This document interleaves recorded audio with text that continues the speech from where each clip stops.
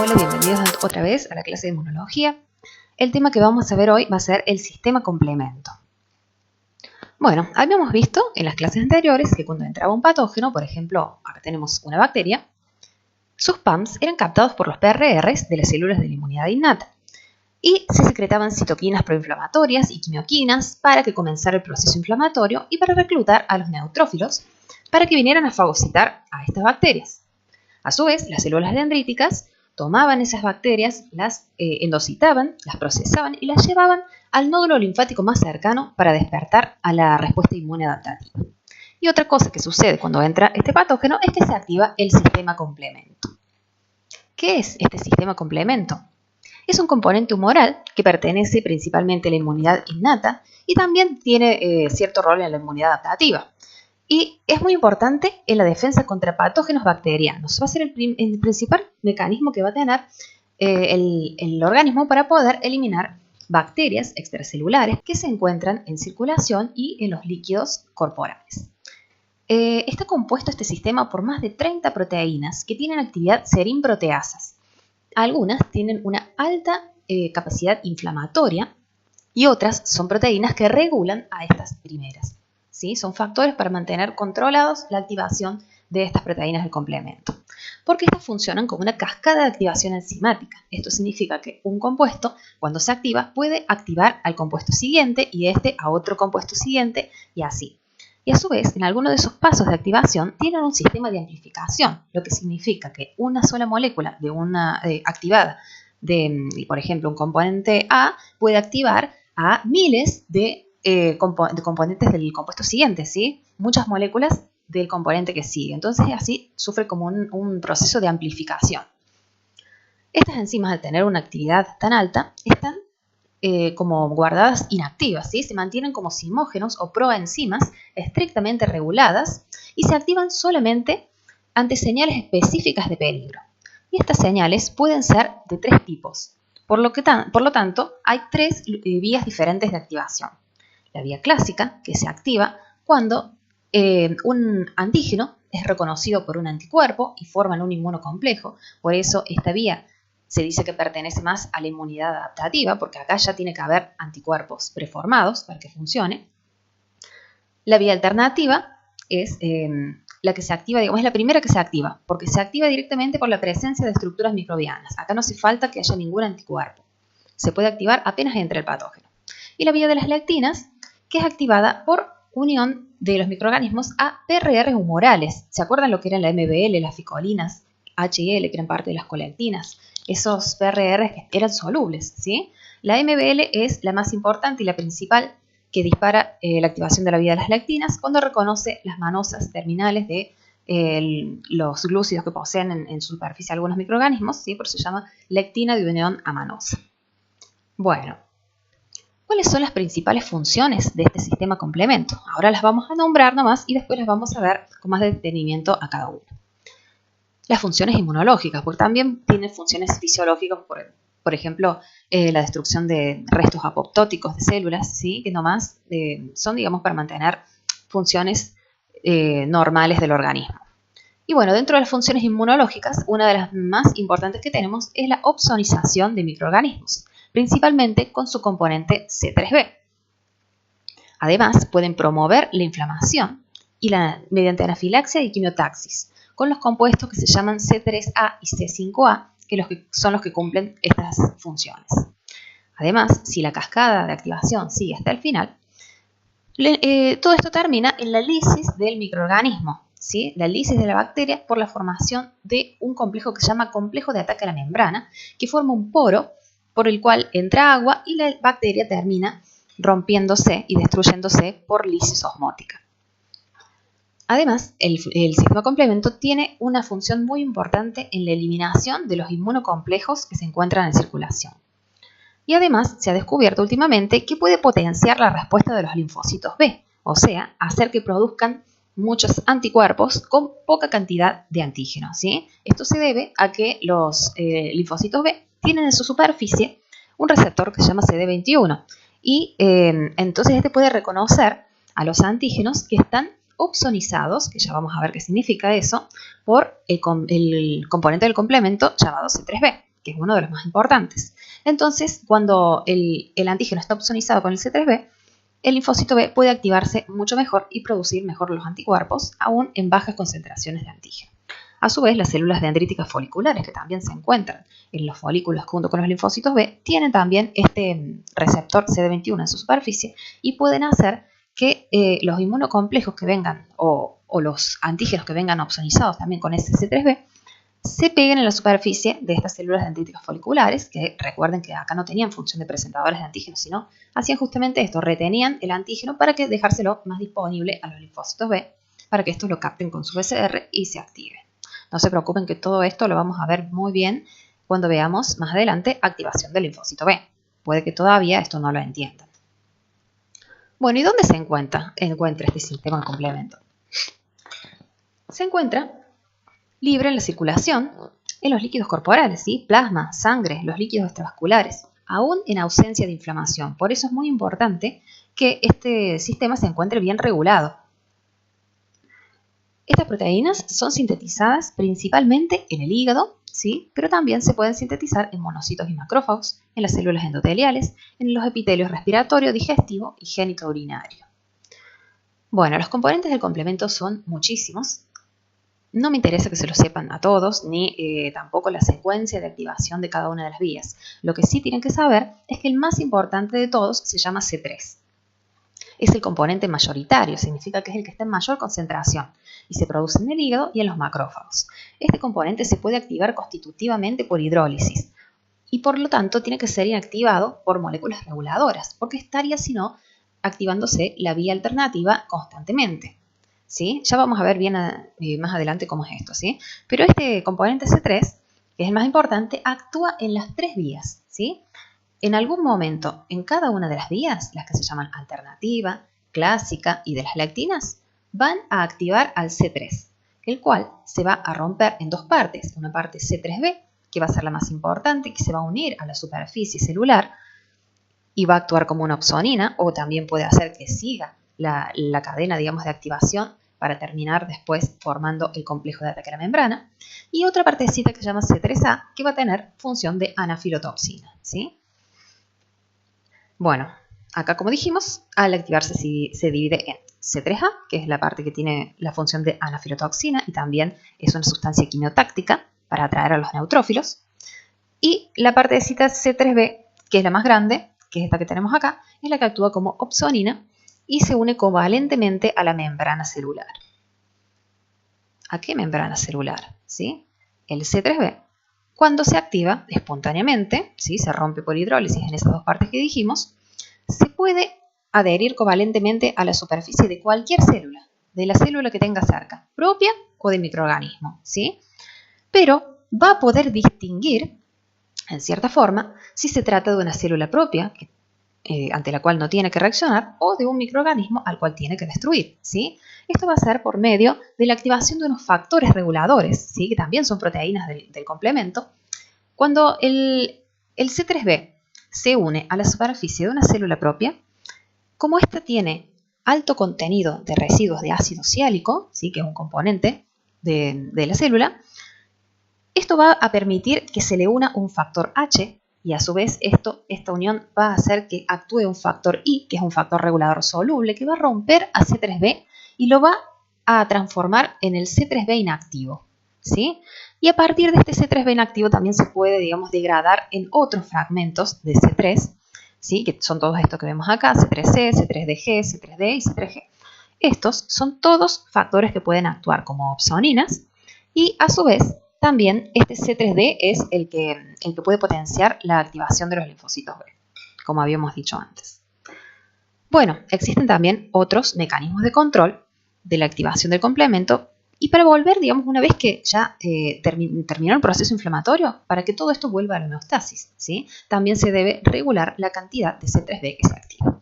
¿Y qué pasa cuando no es una célula propia a la cual se unió el C3b? Ahí se desata, digamos, toda la cascada de activación hasta llegar a la formación del MAC, el complejo de ataque a la membrana, y esa bacteria muere por lisis, ¿sí? Esto es la vía alternativa que ya vamos a ver. ¿Y por qué se debe a esto? Porque los microorganismos no tienen la cantidad de ácido siálico necesaria para que se activen los factores H e I, sino que puede unirse C3b a otro componente de su pared, por ejemplo el lipopolisacárido. Entonces es como que reconoce si la célula es un microorganismo o es una célula propia, para ver si se activa o no la vía alternativa. Bueno, otra de las funciones muy importantes que tiene el complemento es la opsonización.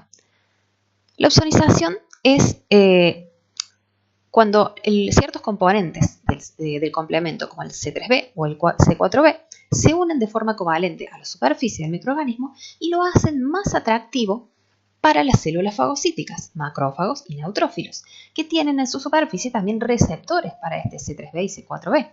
Entonces, es como que permiten una unión mejor y entonces esa célula fagocítica puede fagocitar de forma, digamos, más apropiada o mejor a ese microorganismo. Y acá tenemos la analogía de la botella de ketchup, que es como que un microorganismo opsonizado es como si le pusieran ketchup o dulce de leche para que sea más atractivo, para que venga y lo fagocite y lo coma, digamos, el macrófago.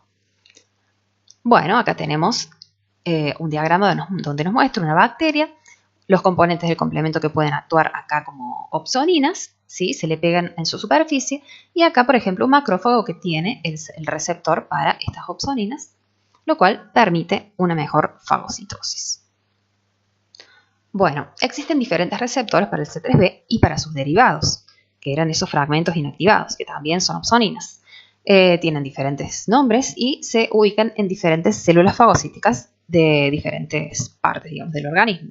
¿Se acuerdan que macrófagos hay en todos lados, que pueden llegar a tener distintos nombres? Células de Kupffer, células de microglía, ¿sí?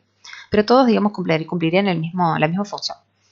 Y el receptor CR2 es el que está en los linfocitos B y las células dendríticas foliculares para unirse también a los derivados del C3 y promover la producción de anticuerpos.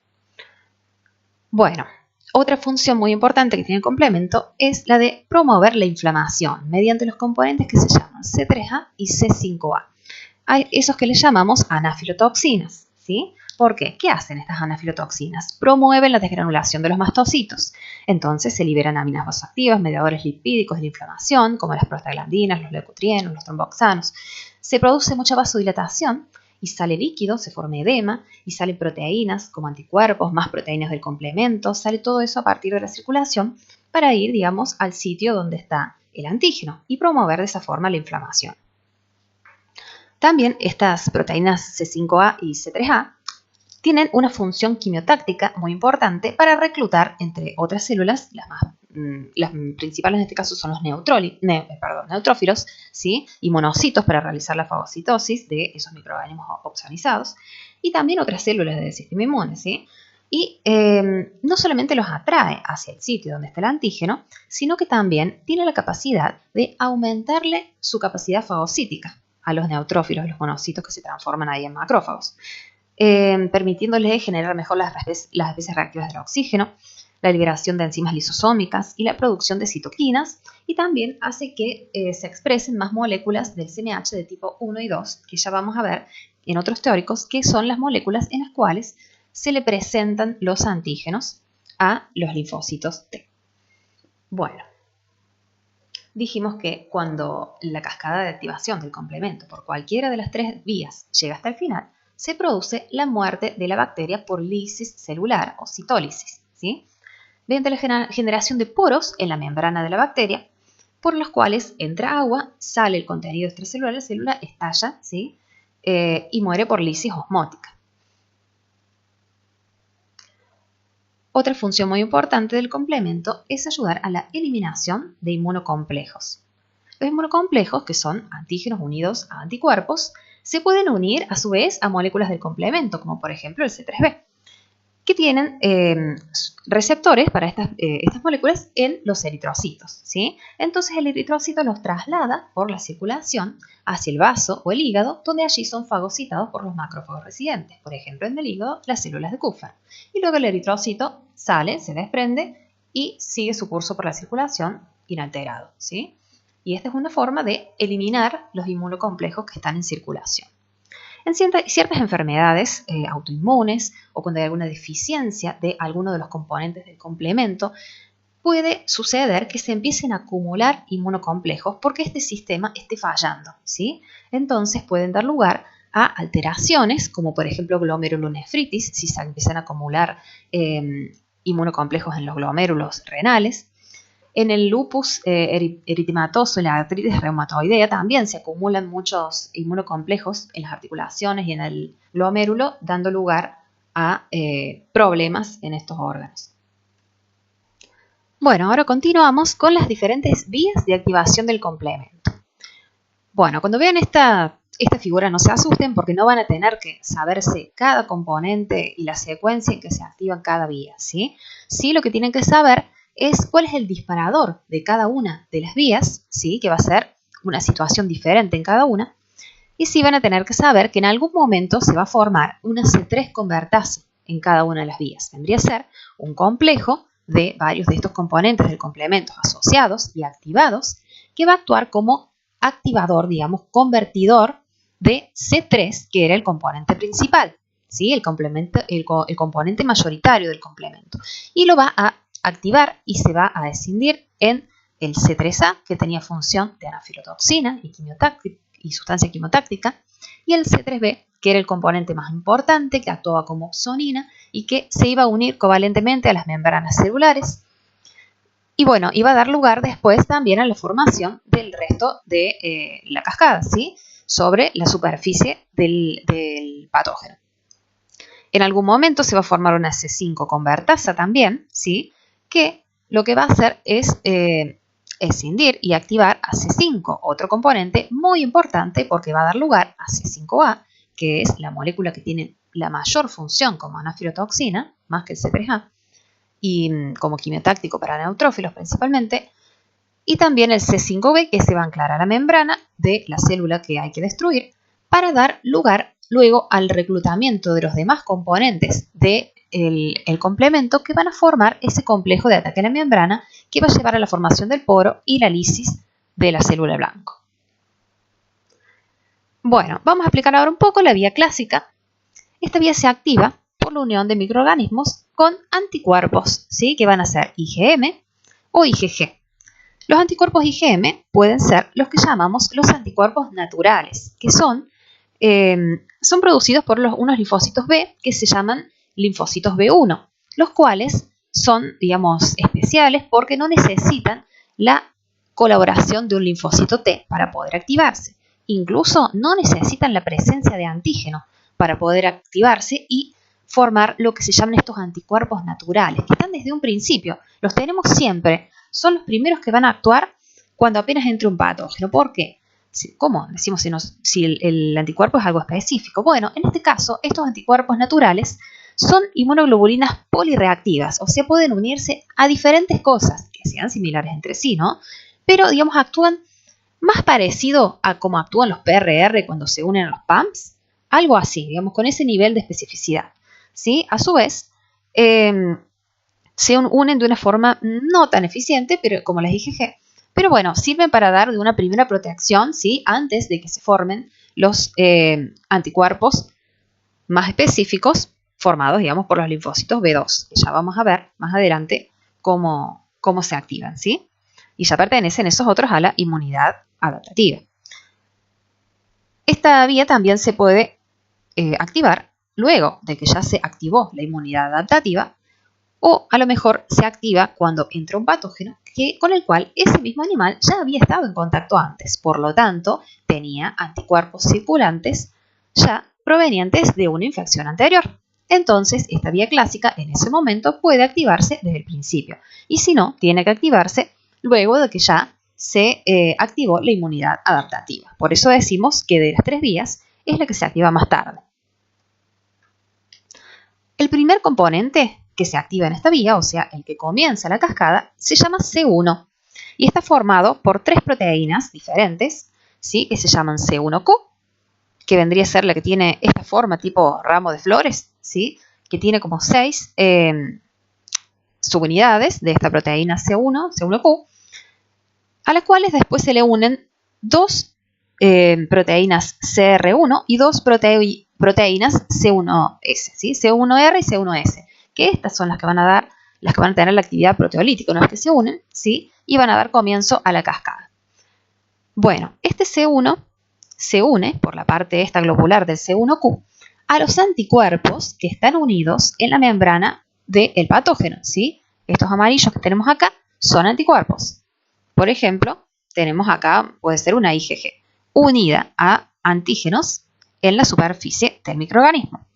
Bien, el C1 se une acá y este C1 se va a activar y su activación va a clivar y por lo tanto también activar al compuesto C4 y al compuesto C2, ¿sí?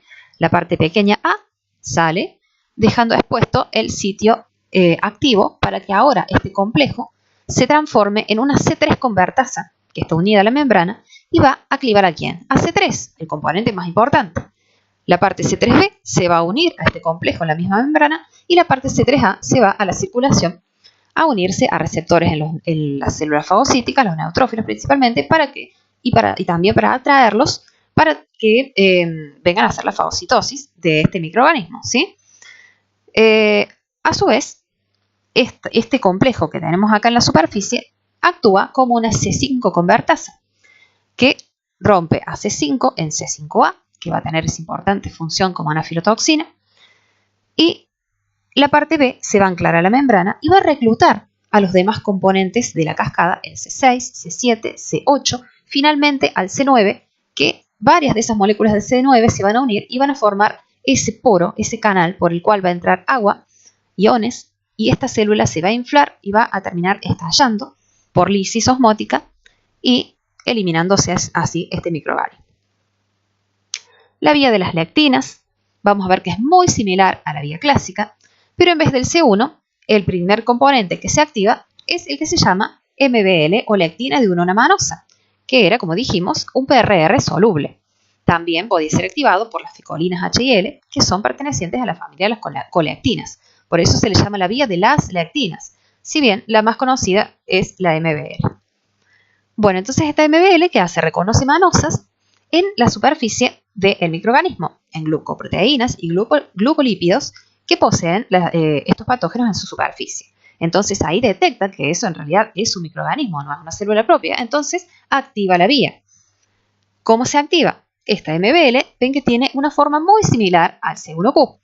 Y tiene también unas proteínas que se llaman MASP1 y MASP2, que cumplen la misma función que las C1R y C1S, que activan al C4 y al C2, y de ahí en adelante la cascada es exactamente igual a la de la vía clásica.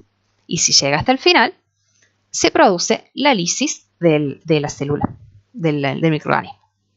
Y también, si no, también puede digamos, ser eliminado por la opsonización y fagocitosis del microorganismo. Todas las vías tienen también esa opción.